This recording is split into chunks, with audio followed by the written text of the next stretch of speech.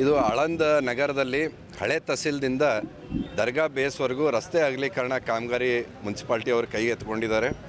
ಆದರೆ ಈ ಮುನ್ಸಿಪಾಲ್ಟಿಯವರು ಸ್ಪಷ್ಟವಾಗಿ ಎಲ್ಲರಿಗೂ ಒಂದು ನೋಟಿಸ್ ಕೊಟ್ಟು ನಿಮ್ಮದು ಇಷ್ಟು ಜಾಗ ಹೋಗ್ತದ ಅಂತಂದು ಹೇಳಿ ಅದರ ಮುಖಾಂತರ ಅವರು ಕೆಲಸ ಮಾಡಬೇಕಾಗಿತ್ತು. ಅದು ಮಾಡಲಾರ್ದೇ ಬರೀ 1970 ಹಿಂದಿನ ದಾಖಲಾತಿಗಳು ಇದ್ದರೆ ತೊಗೊಂಬರ್ರಿ, ಇಲ್ಲ ಅಂತಂದ್ರೆ ಅದು ಎಲ್ಲ ನಿಮ್ಮದು ಆಕ್ರಮ, ನಾವು ಅದು ಹೊಡಿತೀವಿ ಅಂತಂದು ಒಂದೆರಡು ಸರ್ಕಾರಿ ಜಾಗಗಳನ್ನು ಒಡೆದಂಗೆ ಮಾಡಿ ಇವ್ರಿಗೆ ಭಯ ಹಾಕಿ ಅದು ಅವರೇ ಸ್ವಯಂ ಪ್ರೇರಿತವಾಗಿ ಹೆದರಿಕೆದಿಂದ ನಾವು ಬರೆದು ಕೊಡೋಂಗೆ ಒಂದು ಇದು ತೊಗೊಲ್ಗತ್ತಾರ ಅವ್ರ ಕಡೆಯಿಂದ ಸ್ಟೇಟ್ಮೆಂಟು. ನಾವು ವಾಲಂಟ್ರಾಗಿ ನಾವು ಹೊಡ್ಕೋತೀವಿ ಅಂತಂದು, ಯಾಕಂದ್ರೆ ಪೂರ್ತಿ ಬಿಲ್ಡಿಂಗ್ ಡ್ಯಾಮೇಜ್ ಆಗಬಾರ್ದು ಅಂತ ಒಂದು ಕಾರಣಕ್ಕೆ ಇವತ್ತು ಇಲ್ಲಿ ಏನು ಮಾಲೀಕರ ಅವರೆಲ್ಲ ಬರೆದು ಕೊಡ್ಲಿಗತ್ತಾರ.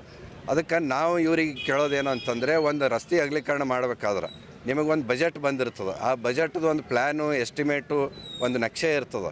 ಆ ನಕ್ಷೆ ಎಲ್ಲ ಸಾರ್ವಜನಿಕರಿಗೆ ಬಹಿರಂಗಪಡಿಸ್ರಿ, ಈ ಪ್ರಕಾರ ನಾವು ಮಾಡ್ಲಿಗತ್ತೀವಿ ಅಂತ ಹೇಳ್ರಿ. ಮತ್ತು ಎಷ್ಟು ಹೊಡಿತದ ಅವರಿಗೆ ಅಲ್ಲೇ ಕಟ್ಕೊಳಕ್ಕೆ, ಪುನಃ ಅವರು ಡೋರ್ ಕ್ಲೋಸ್ ಮಾಡ್ಕೊಳಕ್ಕೆ, ಶಟ್ರ್ ಹಾಕೋಲಿಕ್ಕೆ, ವಾಲ್ ಕಟ್ಕೊಳಕ್ಕೆ ಅವ್ರಿಗೆ ಒಂದಿಷ್ಟು ಏನಾದರೂ ದುಡ್ಡು ಕೊಡ್ರಿ.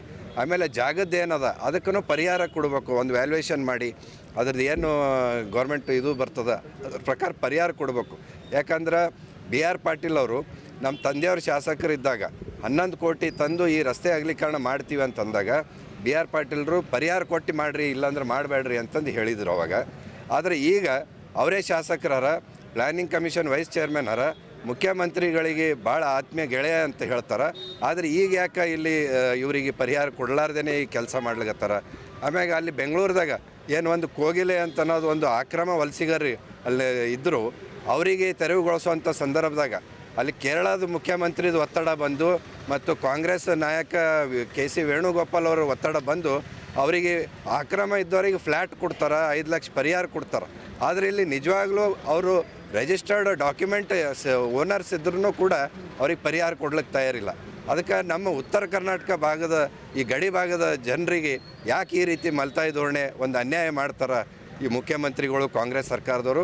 ಇವರಿಗೆ ಪರಿಹಾರ ಕೊಟ್ಟು ಈ ಕೆಲಸ ಮಾಡಬೇಕು ಅಂತಂದು ನಾವು ಈ ಮುಖಾಂತರ ಒತ್ತಾಯ ಮಾಡ್ತೀನಿ.